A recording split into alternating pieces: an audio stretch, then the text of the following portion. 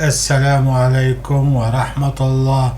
المعارف والأصدقاء والسادة الحضور، نرى هنا الصراع ما بين هذا الوجه الجديد الذي أتى إلى المسلسل بكون أنه مربي لبليان، وعلى هذا الجسر ينتوي تفجيره بقوات صلاح الدين. أما بوري فيقرأ رسالة ويعلم بأن حبيبته صيرة محجوزة عند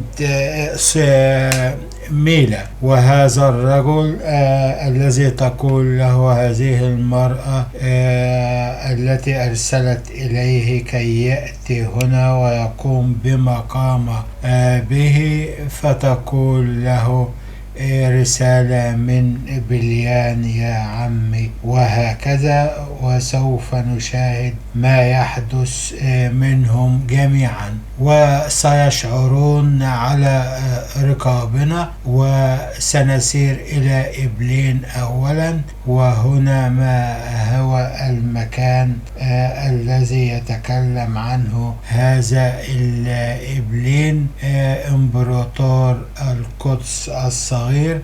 سوف نرى تلك الصراع المهم والدموي الذي فيه تطورات، ولعلها حلقة رائعة من هذا المسلسل الذي انتقدنا وضعه أكثر من مرة. السلام عليكم ورحمة الله وبركاته.